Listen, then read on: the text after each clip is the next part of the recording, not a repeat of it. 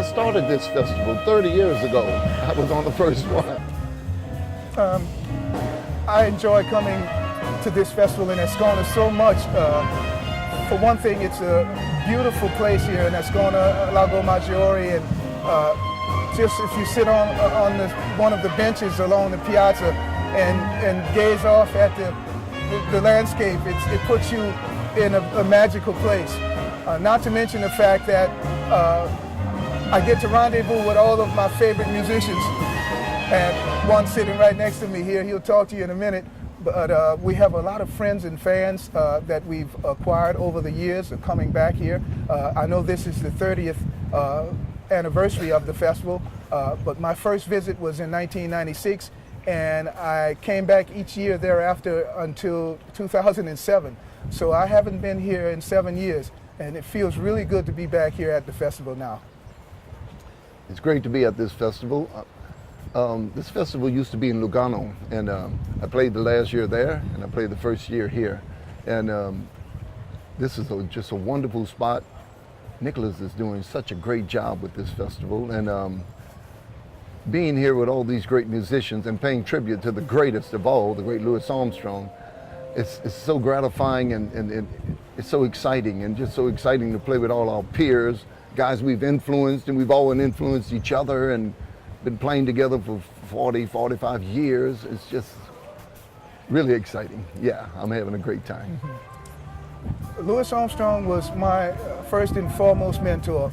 Before I even picked up a horn, I knew who Louis Armstrong was, and that was simply because my parents, who were not musicians, they were great lovers of music and jazz, and I used to listen to recordings, LPs and 78s that they played around the house, and as soon as I was old enough to play a horn, I chose a cornet, just like Louis played the cornet, which was his first wind instrument, and I wanted to, my aspirations were to be like Louis Armstrong, and I'm just happy that I'm a part of a great legacy of trumpet players that started with Mr. Armstrong.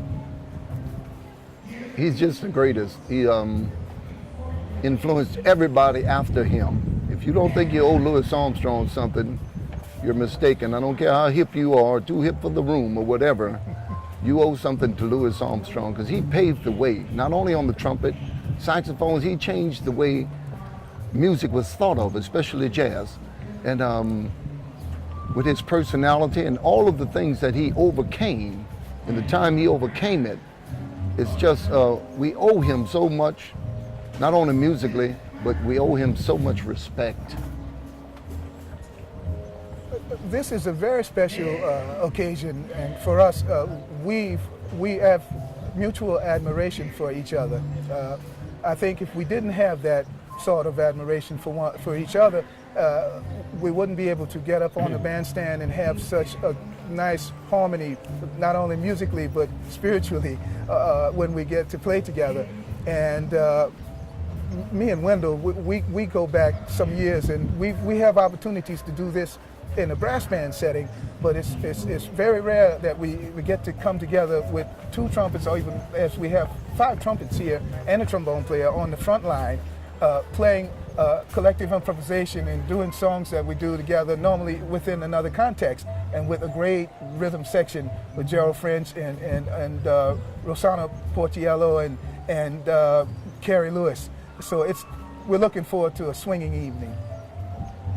It's just great. I've done some of these things with Louis Armstrong music with Dr. John, but it was with Dr. John singing, and it was great. You know, we played behind him, Nicholas and I, and Terence Blanchard, Arturo Sandoval, and Marcus Belgrave, and different people, Roy Hargrove. But tonight, the trumpets get to speak in their Louis Armstrong voice. You know, we get to sing whatever tunes we were, however we like it. We can sing like Louis, like this, and we could just sing in our own voice. We can play like Louis. We can play whatever we want, and it's just so freeing. And it's not a competition up there. We're just playing with respect for each other, but just trying to sound your best, because you're with some of the best trumpet players ever up there tonight, man. It's just like So it's exciting and it's invigorating and it's a whole lot of great things. Well, I think the most significant thing about the genre I've chosen to perform is that you don't have to be a big name in the music industry to earn a living doing this.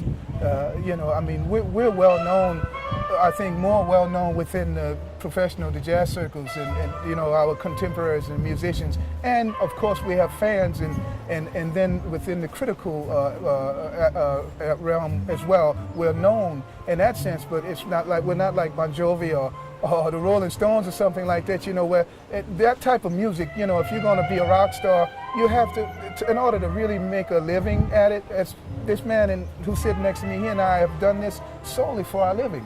And we give private lessons, we teach occasionally and work with kids and students, but our main source of income has been through playing the music that we grew up with and the culture that we have embraced, because we're part of what embodies that from New Orleans. So personally, I wouldn't want to do anything else.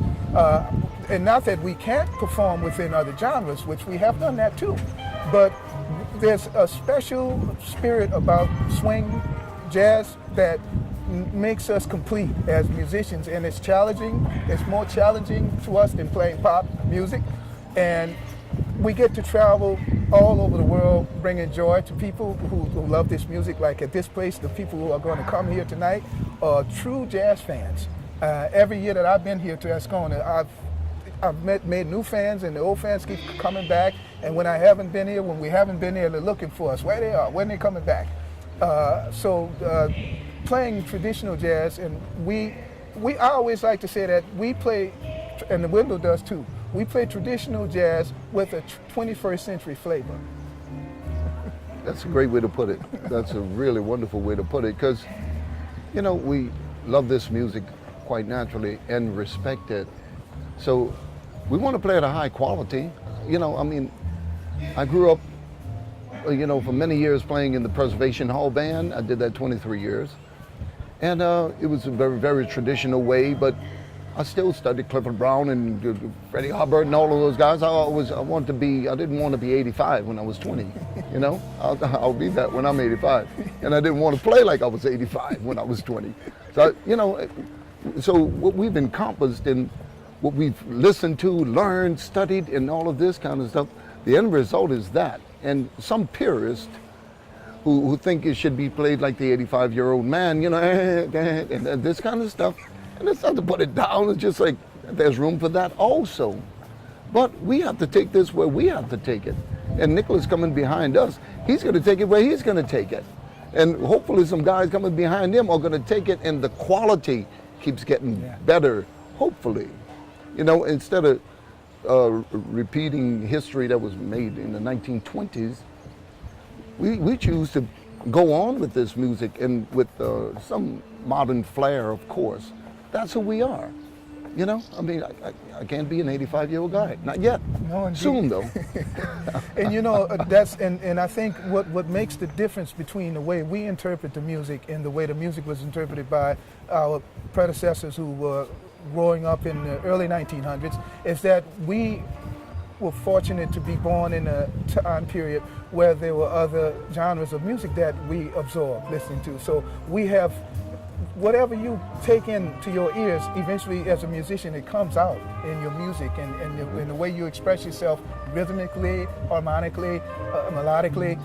It comes out eventually. So, for example, when Louis Armstrong, I think it would have been harder then to be as creative as someone like Louis was at the time when it was swing music or classical music, you know, Western classical, and rhythm, you know, the African rhythms and drum, but they were really true creators of a form that didn't exist before that time, and arguably it all started in New Orleans. That's right. And but we've been influenced by, you know, the 70s soul, R&B, Motown. We've listened to James Brown, Earth, Wind and Fire, the Beatles, and so all of that is a part of our musical makeup, as well as listening to the music from the 20s and the 30s and the 40s, the swing, the big band, the be-bop, and so forth.